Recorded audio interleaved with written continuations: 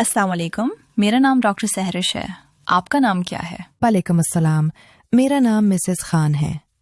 दरअसल मैंने अपने 6 माह के बेटे अली का ब्लड टेस्ट करवाया था, कैरियोटाइप, क्योंकि उसके फीचर्स थोड़े अलग लग रहे थे।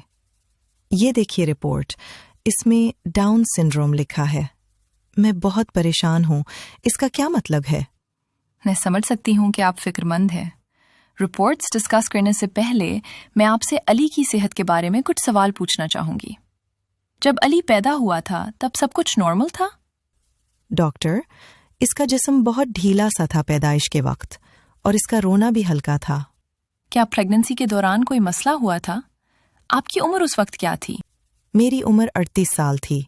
प्रेगनेंसी में कोई ख़ास मसला नहीं था, बस आखिरी महीनों में पानी थोड़ा ज़्यादा हो गया था। अली का दूध पीना कैसा है? क्या वो पीते वक्त थक जाता है या उसका रंग नीला पड़ता है? जी, वो दूध पीते हुए जल्दी थक जाता है और सांस तेज लेता है।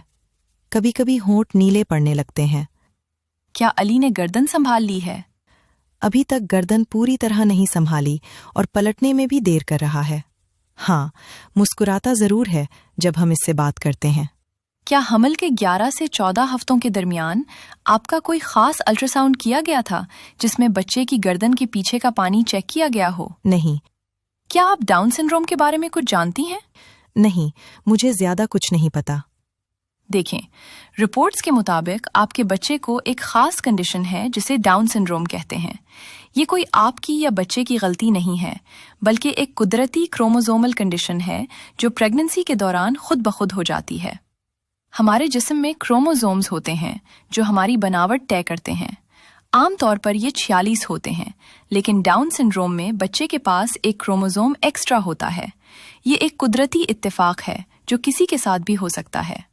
देखिए, डाउन सिंड्रोम कोई बीमारी नहीं है जिसे दवा से खत्म किया जा सके, बल्कि ये एक कंडीशन है। अली की तरह के बच्चे सीखते ज़रूर हैं, मगर थोड़ा आहिस्ता। वो स्कूल जा सकते हैं, मगर उन्हें थोड़ी ज़्यादा तवज्जो की ज़रूरत होगी। ये किसी दवा, खुराक वगैरह की वजह से नहीं होती। अक्सर माएँ अपने आप को कसूरवार समझती हैं।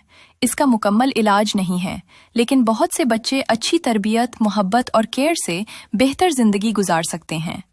ऐसे बच्चों की नाक, आँखों और चेहरे की बनावट थोड़ी मुख्तलिफ होती है। वो ज़्यादा प्यारे, मुस्कुराहट वाले और नरम दिल बच्चे होते हैं, लेकिन उनके बोलने, सीखने और जिस्मानी नश्व-नुमा में ताख़ीर होती है। कुछ बच्चों में दिल और पेट के मसाइल हो सकते हैं, जिनके लिए टेस्ट करवाना ज़रूरी है। मुझे क्या करना होगा? सबसे पहले अली को नॉर्मल बच्चों की तरह प्यार दें। हम अली की स्क्रीनिंग शुरू करेंगे। एको, थायराइड और आँखों और सुनने का मुआयना करवाएंगे।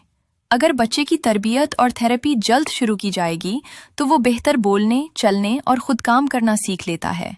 इसके लिए स्पीच थेरेपी करवाना ज़रूरी है। रूटीन के कामों के लिए ऑक्यूपेशनल थेरेपी होगी।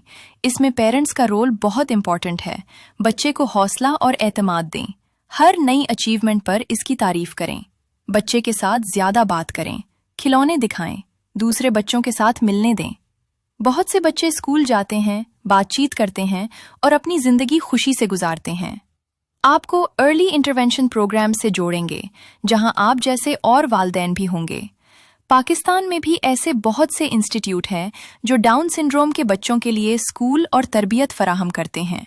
मैं आपको उनसे भी राब्ता करवा दूंगी।